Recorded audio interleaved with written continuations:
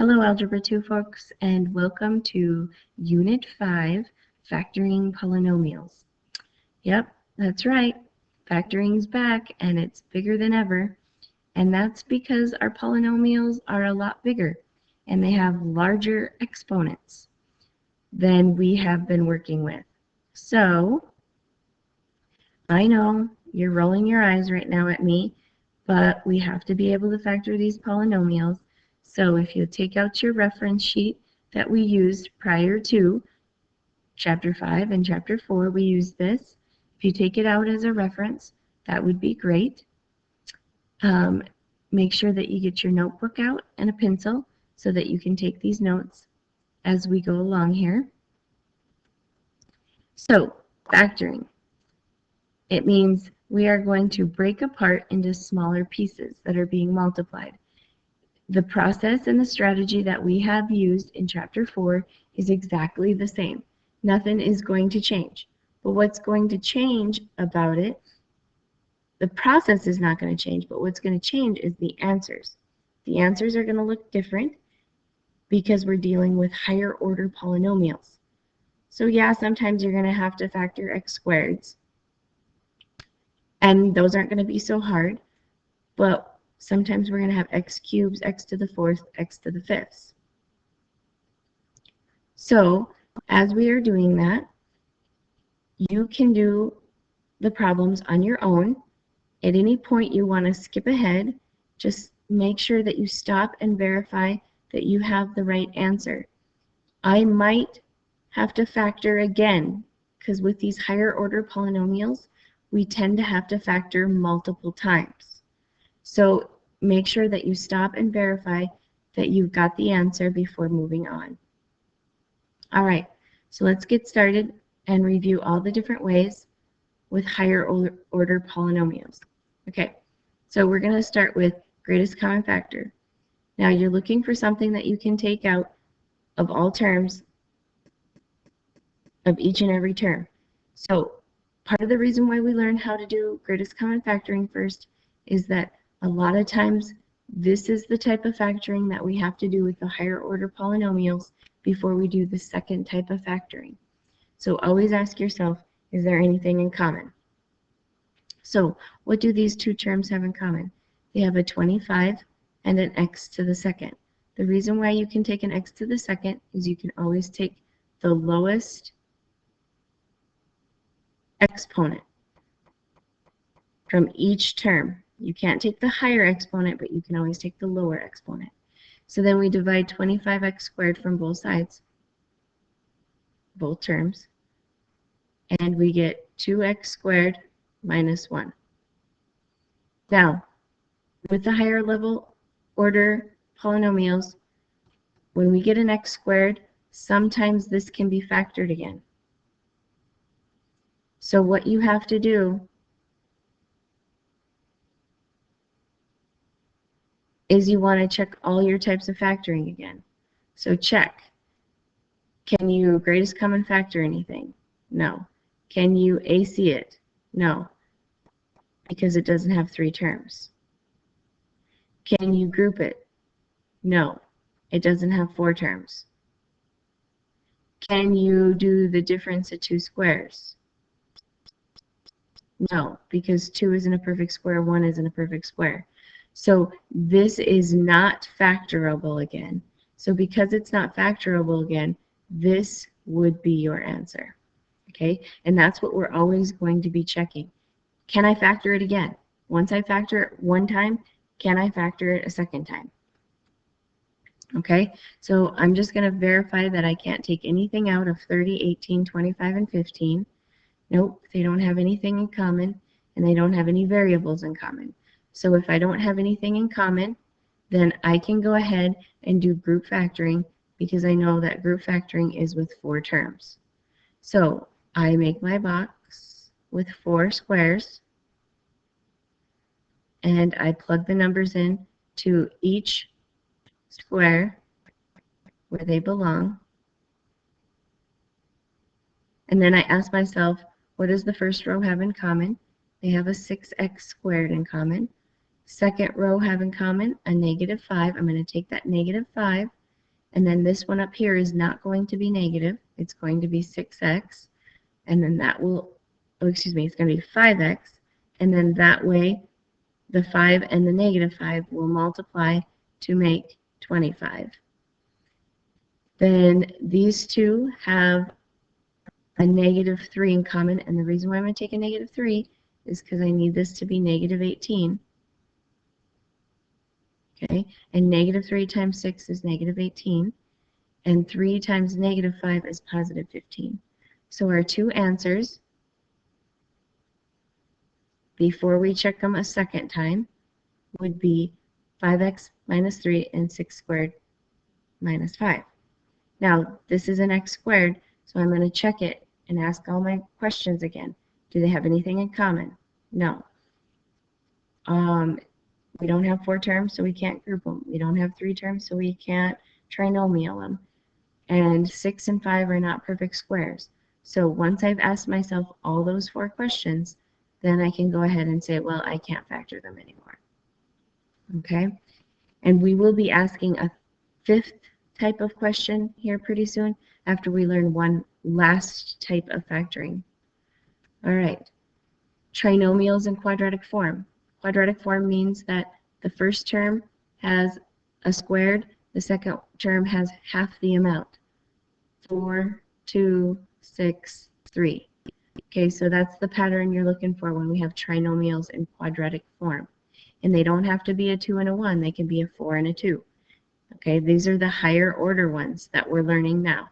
Okay, let's review a quadratic, or excuse me, let's review a polynomial with an x squared.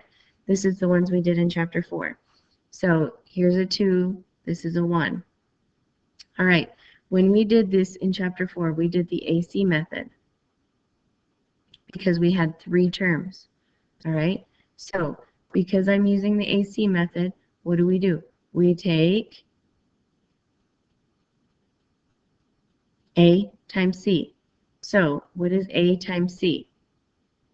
2 times negative 12 is negative 24. Oh, before I do that, I should have asked, is there anything in common? Does 2, 5, and 12 have anything in common? Nope. If they don't have anything in common, then I can continue on with the AC method. Okay, so negative 24, 2 factors of negative 24 that add up to be negative 5. Well, that would be negative 8 and 3. So we rewrite this in a 4-term problem. Remember, we take our negative 8 and our 3, and we replace our 5x, okay? And now that we have 4 terms, we can use the grouping method. We draw out our squares, and we plug in our spots for our squares. So 2x squared, negative 8x, 3x, and negative 12. What's in common? 2x. What's in common in the second row? 3. First column, x. Second column, negative 4. Verify they multiply to make that. 2x squared, negative 8x, 3x, negative 12. Now, because none of these have an x squared on them, I don't have to keep factoring or ask myself if I need to keep factoring. So those two would be the answers to the problem. Okay? Now let's do trinomials in quadratic form when I have higher order. Now first, I'm going to ask myself, is there anything in common? Okay? So 4, 20, and 24. Well, they all have a 4 in common. And then the highest level of x's I can take is that x squared. So I can take a 4x squared out of each and every one of them. 4x squared divided by 4x to the 6th divided by 4x squared would be 1x to the 4th. Then we will get negative 5x squared, and then we will get positive 6. Now, this is where you're going to have to factor again. Notice that I have an x to the 4th here, and I have a squared, and that looks a lot like this one right here in quadratic form. So what I can do is I can take this part, and then I can use the AC method again. So I can factor again. So I'm just going to keep this guy out in front and bring them down at the end, but I'm going to factor this one more time. So a times c, 1 times 6, 6. 2 factors of 6 that add up to be negative 5, negative 2, and negative 3. Rewrite it in a 4-term problem. Make my squares.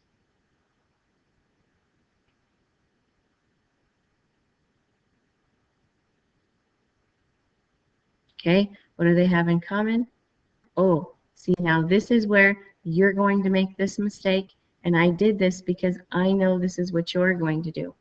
But when we're in quadratic form, and if this is a 4 and this is a 2, then when we rewrite our terms, we have to have, we have to have a 2 here, and we have to have a 2 here. Otherwise, this is not going to work. So you need to add in the 2. If we were working with the x to the 6, your 2 new terms would have x to the 3rd inside them. All right, so now I can factor them. They have an x squared in common. These guys have a negative 3 in common. These guys have an x squared in common. And these two have a negative 2 in common. And so the 2 factors over here for these guys would be x squared minus 3 and x squared minus 2. And we would bring that 4x squared out in front. Now, you need to kind of look at these again and verify that you cannot factor them any further. They are not the difference of 2 squares. They are not 4 terms. They are not another AC method. And they don't have anything in common. So now these would be all the answers, and I will have completely factored this problem. Okay? Now let's go to the next one. Perfect squares. Okay? All right, so remember how we factor perfect squares. What is a perfect square to 16? What times what gives me 16? 4 times 4 gives me 16. A lot of you are doing this and going, oh, the answer is 4, and the answer is 9, and then we're squaring it. Okay, that is not correct. If you want to take the square root of 16, it is 4. You have to write it down twice. Okay, how can I make x to the 4th so that I can multiply 2 things to make x to the 4th just twice? Well, what times what would give me x squared? We knew it was x to the 1st times x to the 1st was x squared. So x to the 2nd times x to the 2nd is x to the 4th. So because I have an x to the 4th here, I'm going to write x squared. Okay? Now, the square root of 81, if you want to do that, you can say the square root of 81 is 9. I'm okay with that. But you can't write it once. You have to write it twice. So it's 4x squared plus 9 and 4x squared minus 9. Remember, the reason why we need one positive and one negative is so that we can get this to be negative and it can cancel out our b terms. Okay, now we have to ask ourselves again, can we factor this more? Well, this one, nope. It's not the difference of 2 squares, it's the sum of 2 squares. So we don't know how to do that one. Okay, it doesn't have 4 terms, it doesn't have anything in common, and it's not the AC method. Let's look at this one. They don't have anything in common, there's not 3 terms, there's not 4 terms, but guess what? This is the difference of 2 squares again. So I have to factor this one again. So what times what gives me 4? 2 times 2. What times x squared? What times x gives me x squared? X times x gives me x squared. What times 9? What times what gives me 9? Negative 3 and positive 3. And then bring this one down.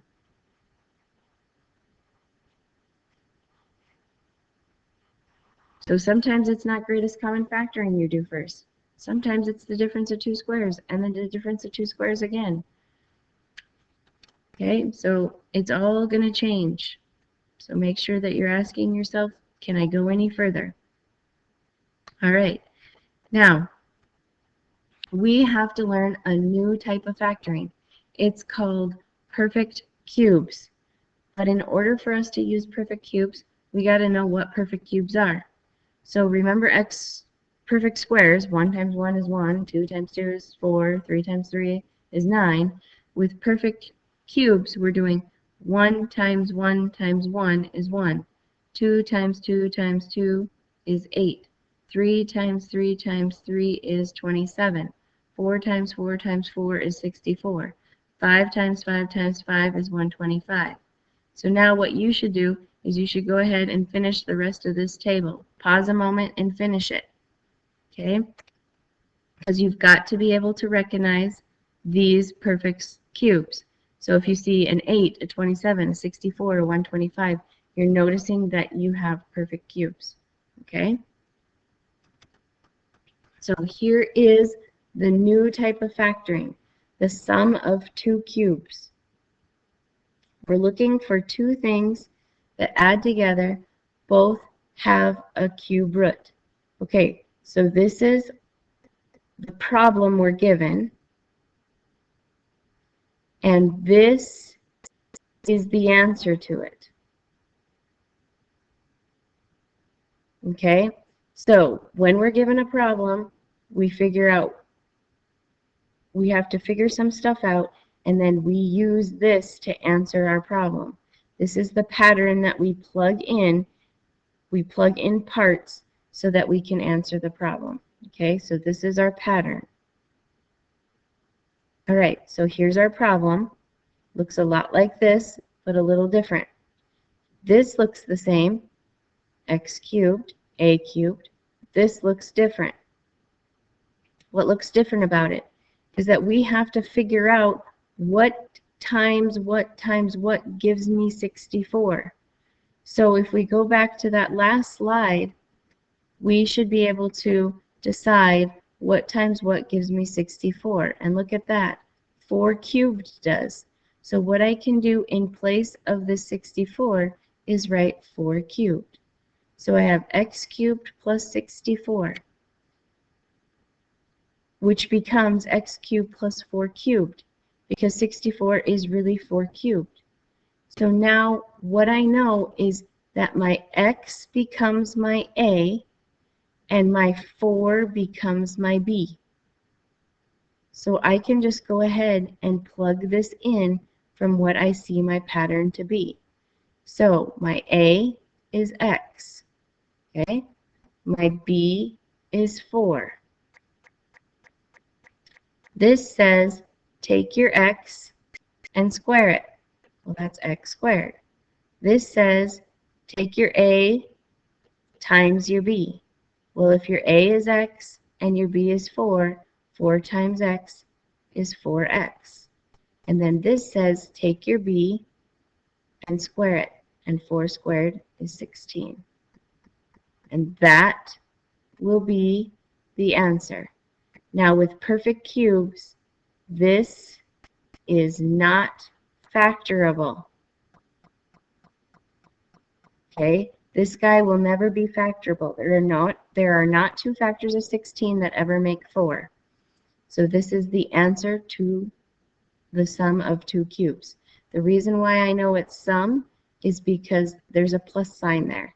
So if I start out with a plus sign, I just follow, I follow this pattern, and I messed up here. I accidentally put a plus sign there, and I meant to put a negative sign there. Just follow the pattern straight down, okay? Difference of two cubes. So now I have a difference, and I have two cubes, all right? So I'm looking for two things that are being subtracted, and they're both cubes. So here's my problem, and here's how I factor it, and the pattern I use to factor it. Okay, so here's what I have. I have to make it look like this. Okay, so what times what times what gives me 8? If you go back to your list, 2 cubed makes 8. What times what times what gives me w cubed? W. So this turns into 2w cubed because 2 times 2 times 2 is 8, and w times w times w is w cubed. So 8w cubed is the same thing as saying 2w quantity cubed. What times what times what gives me 27? 3 cubed. Okay, so in this case, my A is 2w and my B is 3. So I follow the pattern. A is 2w, subtract 3. Now I put A in and I square it. Okay, I have to make sure that I square both parts of the A, not just the w, but the 2 and the w. So 2 squared is 4, w squared is w squared. Bring down the plus sign. A is 2w, B is 3. Multiply those two together because it says A times B. 2w times 3 is 6w. Then take B, which is 3, and multiply it by itself or square it, and you get 9. And then that will be the answer to the problem. That is the pattern and the factors of 8w cubed minus 27. I think the hardest part of these is to find A and B. So you have to make sure that you know all those perfect cubes so that you can get A and B. All right, that's all I have for you.